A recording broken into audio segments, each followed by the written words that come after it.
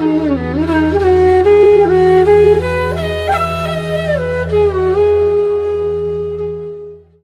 सब श्री ब्रजमंडल धाम की पावन यात्रा कर रहे हैं। आज ही यात्रा का शुभारंभ हुआ है, श्री गणेश हुआ है। विभिन्न स्थानों का हमने दर्शन किया और सांझ के समय हम गुलाल कुंड तक आ पहुंचे हैं। हमारी यात्रा यहाँ तक आ गई है। लाल जी को गुलाल का यह उत्सव अत्यधिक प्रिय है।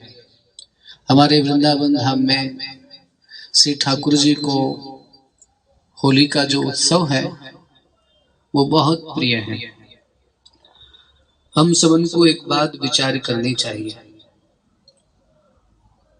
और वह यह है कि हमारे प्यारे को जो प्रिय हो, जासो वो रीझे हैं, वो कार्य प्रयत्न पूर्वक करना चाहिए। हमें क्या अच्छा लगे, हमको क्या प्रिय है, ये अलग बात है, और हमारे प्यारे को क्या प्रिय है यह अलग बात है। होली का अर्थ ये नहीं है कि हमने एक दूसरे के ऊपर गुलाल डाल दिया होली हो गई। होली का अर्थ ये भी नहीं है कि हम हंसी टिटोली करें होली हो गई। होली का मूल अर्थ तो ये है जो हमारे यहाँ सनातन परंपरा में चला आ रहा है। हमारे अंदर जितनी बुराइयां हैं उन बुराइयों को हम जलाएं और भक्ति के दीप को प्रदीप्त करें। नेह के रंग से इस देह के घट को भरें। नेह के रंग से इस देह को घट को भरें और श्री कृष्ण के चरणानुराग में ऐसे पगें कि हमारा रोम रोम लाल जी के रंग से लाल हो जाए। ऐसी कृपा हो हम सब पर कि जगत की होली तो हम खेल ही रहे हैं। कोई राग की होली खेल रहा है, कोई द्वेष की होली खेल रहा है। बिना होली खेले हुए कोई भी है नहीं संसार में। सब होली खेल रहे हैं, लेकिन होली खेलने के तरीके सबके अलग अलग हैं। एक होली ऐसी खेली जाए कि फिर दुनिया की किसी होली को खेलने का मन ही न करे। एक होली ऐसी खेली जाए जिस होली में रंग हो पर वासना ना हो। शर्त है, रंग तो हो पर वासना ना हो, मुस्कान तो हो पर पवित्रता हो, भोग तो हो पर प्रसाद में हो। अगर ऐसी होली हमने खेली तो निश्चित रूप से हमारी यात्रा सफल है। केवल तो पे रंग डालूं तो रंग डारूं तो पे रंग बारूं, यही को नाम होली नहीं भैया। तो पे रंग डारूं ये सामान्य लोगों की होली है, और तो के रंग में रंग जाऊं ये साधकों की होली है। तो पे रंग नहीं डालना है, तू तो रंगा हुआ ही है।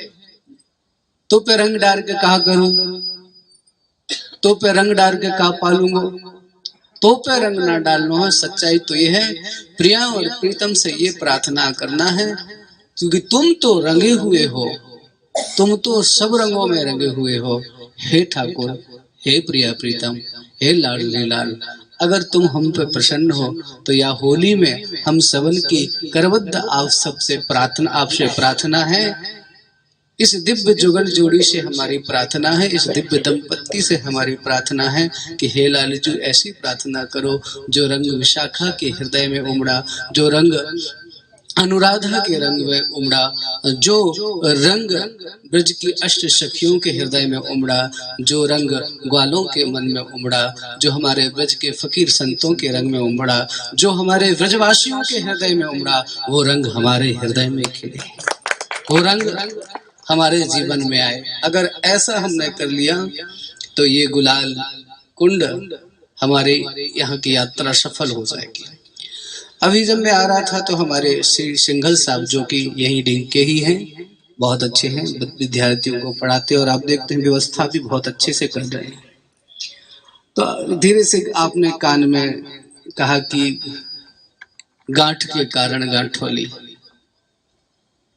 यहाँ पर श्री किशोरी जी के साथ लाल जी ने रंग होली खेली तो एक सिंहासन पर श्री ठाकुर जी को बैठा दिया गया। सखियों ने मिलकर के उनकी जय जयकार की और एक विशिष्ट सखी ने आकर के श्री राधा जी की श्री कृष्ण जी के साथ गांठ जोड़ दी। याद रखना, ये गांठ बहुत महत्वपूर्ण है। हृदय में जुड़े तो चुभती है, संबंधों में जुड़े तो संबंधों को तोड़ देती है, और यही गांठ यदि श्री ठाकुर जी के साथ लग जाए तो भवबंधन को तोड़ देती है, भवबंधन को मिटा देती है। ये गांठ ही जोड़ना है हमें।